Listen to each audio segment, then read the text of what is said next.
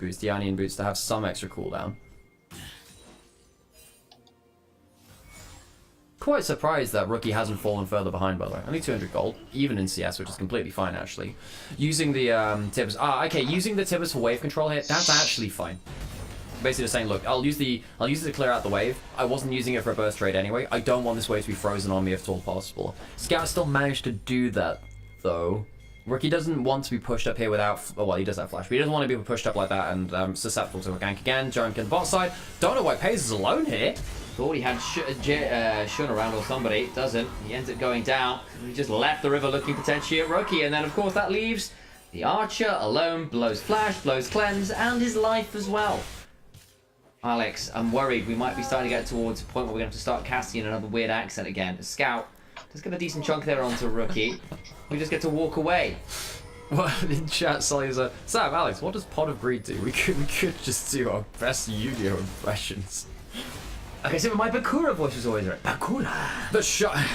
The Shy has no weak abilities in his kit. He's pushing in the top lane and summons Mercury Hammer. With my Millennium Eye, I can see that he's heading straight to the Shadow Realm. I don't have anything more for that right now, but I feel like there's potential in there, Sam. I feel like there's potential. Screw the rules, I have money! But there is a fantastic Seto Kaiba cosplayer on TikTok who does a wonderful short to him content. It's like, there was one which is it's like, sweet so, you know that thing with like the mage opening thing? It's like, sweet sadistic Seto Kaiba, I summon. Honestly, wonderful. 10 out of 10. No, it's great. It's like, have you seen the Patois cover of that scene? With Obelisk, Destroyer's Blood Clot. The other one is like, Exodia, the Wicked One! It's just so good. Dude, there has been so much Yu-Gi-Oh content out there over years, which it leaves me very, very entertained. The Shy has been pushing in top side, gets himself some plates. I think that JDG have been trying to, as we said before, swap around the map early to get some value. The problem is now Varus died on the strong side of the map. That's a combo in. Mako has ult. Not sure about that one. Hugh is missing. Does go on to Mako, gets to press the R button. His trap card was indeed activated. Rookie though, potentially looking to come and join the play in mid lane. But we all know that the heart of the card speaks true, and that might mean Shun feels like he's spotted the moment, but there goes Rookie jumping on forward, his own trap card activated. And Gala with his fourth shot draws another card. You know what Pot of Curtain Call does, Alex? I think you're about to find out. It's not over yet, IG. It should have been me! As Arla, that teleport might actually be the most important thing which happens this fight. Yes. Arla was alone on a side lane. He teleports in to try and influence the fight. Could have stayed bot side for plates instead. Is now further behind than he should have been. Uses the teleport and still dies. Arla could have at least got something for himself individually. Doesn't even get that. There's a lot of work there. Shun gonna get a bit of farming up. Let's have a look at the replay here because it looks like Shun's found a great angle. Gets the knock-up, but it's only onto a clone. And then Shun has to flash away, and Rookie says, no, you don't. Yeah, Rookie was roaming very proactively a minute before this in the mid lane, even when the Mako went in onto missing. IG have been choosing fights very well in this early game. Arla doesn't get the ult over the wall. If he did, he would have been at least able to pull someone under the mid lane turret. I think that would have gone for one, gotten a kill back at that point. The fact that he gets the wrong ult angle, that's quite depressing there, actually. He should have been able to try one back. Can't quite do so. Now JDG are behind 3 grubs, 1,500 gold. We were saying, hey, they're going to switch around the map, try and get the Cassante out of the Jace matchup and get the Varus wailing on the Jace too. The Jace is ahead. The Varus has died. The first fights are down. You're down 3 grubs. IG... their early games have been very good this series. I do have to stop to wonder, though, how much is them, which some of it is, and how much is it of JDG choosing the wrong fights and playing their macro poorly. Problematic indeed. I think that's a fairly astute breakdown there. Worth noting, of course, the objectives have largely been traded here so far. Dragon for the grubs. The gold lead, though, is very much there for IG, especially for an early game, which looked pretty good, honestly, for JDG at points. They picked up a couple good early kills. They turned around that mid lane dive, but now Gala's got 2 kills on a Jhin, getting ahead of the curve. We've already talked about the fact that this Wukong is getting very strong. The Shy's gotten to lane out just fine. He's 20 CS up, and as part of the reason why we've not seen so much Cassante, it's harder to escape those rough lane matchups. And Cassante has been repeatedly hit with the nerf bat until he should be left a bleeding mess on the floor, and yet still he's here. It's like Cassante, somehow every time they just always have another Monster Reborn card for him. Exactly. He just keeps coming back in more zombified forms. And then, you know, for a while it was, okay, he's just a good champion. And then it was, well, okay, he can still be a good frontliner even if he's not winning lanes. And it's like, well, okay, at least we can use him in lane swaps. Well, we've killed lane swaps. Well, we can at least swap after 3 minutes now or something like that. What I can say, though, is if you look down towards the bottom side of the map, it's time for Dragon. Yeah. I can't remember enough stuff from Yu-Gi-Oh! GX, which was a good show actually. You know what, GX, for all that I prefer the original series, the Battle City arc I think is wonderful. GX was actually pretty good. Yeah, but the thing with the Battle City arc is it actually made sure there was rules rather than I'm going to attack the moon, which is just like that can't be legal. I mean, it was meant to be much more D&D like at that point. Oh yeah, where it was. Like, I mean, I loved hang on a second, JDG is jumping on Scout. Not able to get that much from it though. Actually, good damage back from Scout. Of course, both these two, very very long time teammates on the EDG roster. They were very fun to watch together.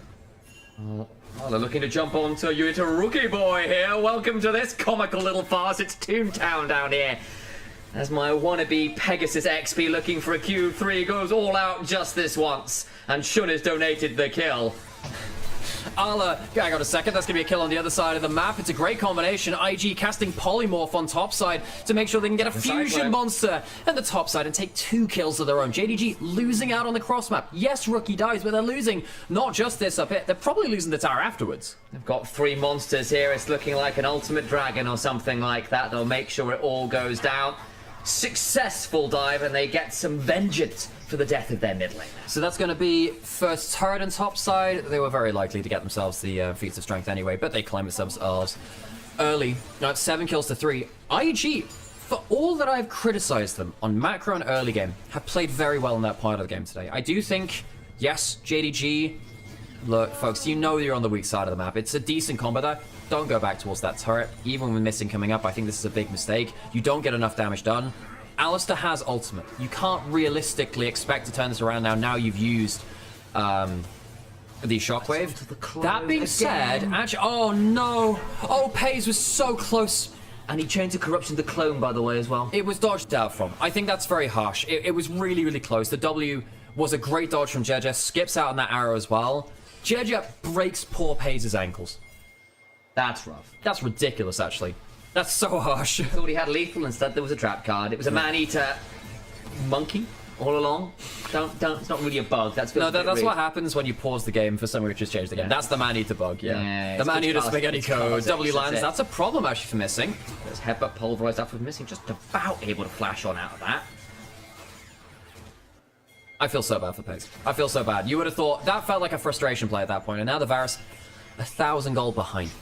It's rough. It's rough out there, folks. JDG, I don't know what they do. JDG, there were brief moments at the start of the split where we thought, look, this team went on a 3-0 win streak. Maybe they're the best team in the LPL. Maybe they're the top team. That fell apart very quickly. 3 loss streak. Scout could flash over. Wants to kill his older. Oh my god. All right. They ain't done quite yet. JDG will go all out and the Shy will go down. And as we've seen, it's never a done deal here in the LPL. There are no weak teams in my LPL. Kawebo out there still looking scary even after all this time. Not here in this game, you know. Kawebo, what do? Just sacrifice themselves to get like one random win. Isn't that Kawebo thing? You stop all damage for one turn. Yeah. They just cause emotional damage towards all of their fans. Exactly. Scout defeats one of his, of course, old rivals here in the LPL. LPL Scout's been playing since before the Shy even debuted. It's really cool getting to see Scout match up against all of these older players against, once again, gets a decent kill there for Ala, who has actually done quite well in the Cassante, given how far behind he was. Scout's going to take a side lane out of turret, get himself some big gold ahead. He's the 1 gold lead for JDG right now. That's the one. Scout picks up the tier 1. Good for him. Down about 2,000 gold still. And it does feel like IG in a really good position this game. There's Wukong, Giga strong, the Jay's still strong. Because Rookie's been attacked a fair amount, the Shy's been attacked a little bit as well. So it's not like JDG have found nothing this game. My issue still is that this Jace hasn't felt the need to go towards a Black Cleaver. Has been able to go towards the Ghostblade build, which of course is a Shy preference. He does love those lethality builds. And with the exception, honestly, of that Cassante, everyone else will not enjoy those shock blasts. Gonna manage the game state from there. Garlic has turned up mid lane, 20 seconds on Hextech Dragon. It's a Blue Eyes White Dragon. What do you know? No, Sam, that's like the Cyber M Dragon, man. If anything, like if it's Hextech, that's tech. I mean, it's closer was that to Zane. Was that the guy's name? Yeah. Look, tell you what, he actually has a pretty cool deck with all of the fusion monster stuff like that. It's pretty cool. Well, I really enjoyed Red Eye's Darkness. That being said, though, JDG on the whole, they're looking for maybe not an elemental hero, but a hero in a team fight. Rookie's going forwards. Pace has no flash. A hero, but eat a bear instead. That's what a hero. Just hug your teddy bear a little tighter. Unfortunately for them, IG's Gift of One is a little bit more deadly than you think. 5 Nights at IG's Freddy's. Rookie turns out was the proprietor all along. Oh my god, it's Freddy 5 Bears in the mid lane. Rookie gets himself a great play there, knowing that Pace just about didn't have his flash. Arla's taking a topside turret, but, you know, it's a killing. 2 kills in the mid lane, 2 turrets. Arla will get himself another turret in top lane, potentially. Actually not sure, because it's Demolish likely on cooldown still, so he's not going to get the full in a turret. And Dragon's going to be taken by IG as well. Massive clean sweep through that mid lane. IG, decisive engages, clean macro play, good decision making. This is a good series from them. Wait. Is Elder Dragon now Slifer the Sky Dragon, just as a side note on this? just a question. I mean, it's normally the red ones. Wouldn't Infernal be Slifer on the whole? Yeah. Anyway, Pace just has his flash off of cooldown. Came back up a couple of seconds after this play ended. Great follow-up. All 5 members on the same part of the screen. Back into live. Scout, good shockwave, but you're dead. Yeah, he's about to go down. Eats another shot. Rookie will electrocute the death of that one. Deadly Flourish lands. JJ gets to bonk the Nautilus over the head, crushing him down.